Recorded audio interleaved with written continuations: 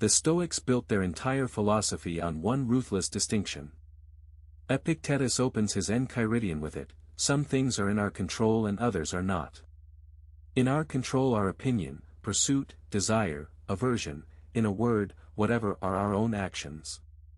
Not in our control are body, property, reputation, command, and, in a word, whatever are not our own actions. Read that twice. Your reputation, what others think of you, is on the list of things not in your control. Your peace cannot live there. If it does, you are renting your soul to strangers. Here is the first sign you are doing exactly that: you rehearse conversations that have not happened yet. You argue with someone in the shower.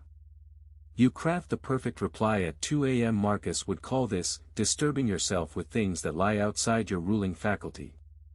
The second sign: a single unanswered text changes your mood for hours. Seneca wrote to his friend Lucilius, "We suffer more in imagination than in reality." The silence is neutral. You are the one painting it with meaning. The third sign, and this is where most people get this completely wrong: you feel calm only when everyone around you is calm.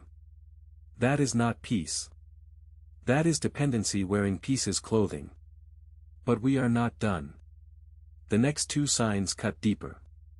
Picture Marcus Aurelius, Emperor of Rome, the most powerful man alive.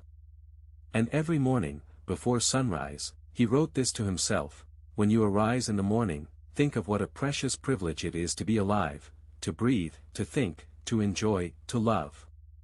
Begin the day by telling yourself, today I shall be meeting with interference, ingratitude, insolence, disloyalty, ill will, and selfishness." He was preparing his peace before the world could touch it. Because he knew, even an emperor cannot stop people from being people. This brings us to the fourth sign: you treat criticism as if it were truth simply because someone said it loudly.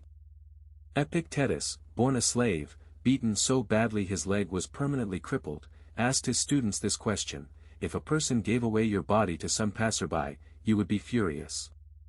Yet you hand over your mind to anyone who comes along, so they may abuse you, leaving it disturbed and troubled. Have you no shame in that?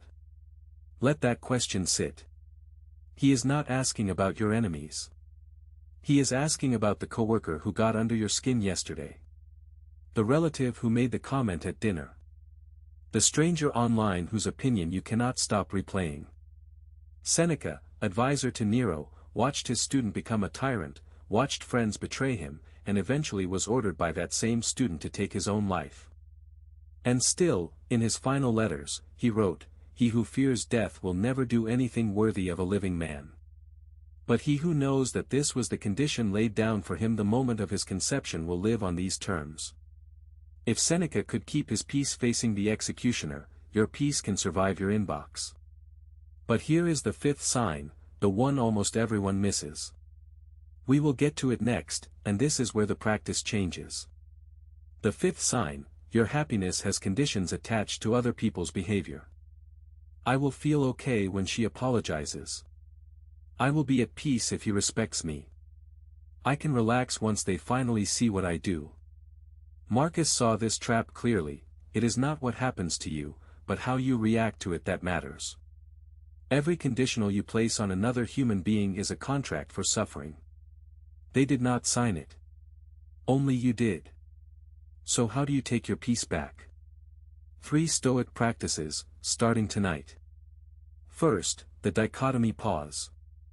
Before you react to anyone, ask the Epictetus question: is this in my control? Their tone, their opinion, their delay, their disapproval, not yours. Your response, entirely yours. 5 seconds of this question dissolves most arguments before they begin. Second, the morning premeditation, exactly as Marcus did it. Each morning, name the difficult people and situations you will likely face. Not to dread them. 2. Inoculate yourself. The shock of rudeness is what wounds you. Expected rudeness slides off. Third, the view from above. Seneca taught his students to imagine themselves rising above the city, then above the country, then above the earth. From that height, ask, Will this comment matter in 10 years? In 1 year?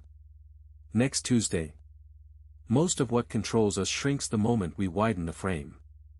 Now here is your question, drop your answer in the comments. Which of the 5 signs hit you the hardest? Naming it out loud is the first act of taking it back. CTA, 9 to 10 minutes if you have ever felt your peace slipping through your fingers because of someone who does not even deserve a place in your thoughts. Subscribe.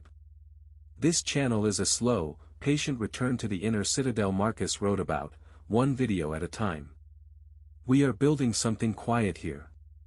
Something the noisy world cannot reach. Walk this path with me. O Utero, let me leave you with one final line from Marcus Aurelius, written to himself in a military tent, surrounded by war. The soul becomes dyed with the color of its thoughts. Whatever you let live in your mind today is the color your soul takes tomorrow. Choose carefully. Guard the gate. And if this hit something true in you, my video on the Stoic cure for overthinking will land even deeper now, because peace and a quiet mind are the same practice, learn twice.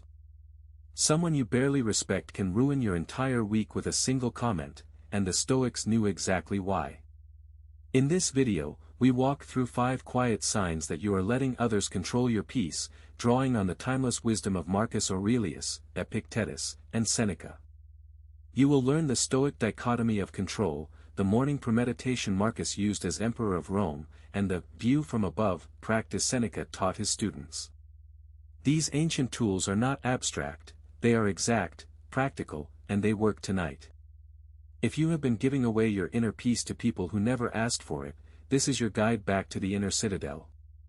Timestamps: midnight. The truth most people miss. 0:30 What this video will change. 1 o'clock The Stoic Foundation. 3 o'clock How Marcus and Seneca lived. At 6 o'clock The 5th sign and the practice. 9 a.m. Final Stoic challenge. Subscribe for more Stoic wisdom applied to modern life.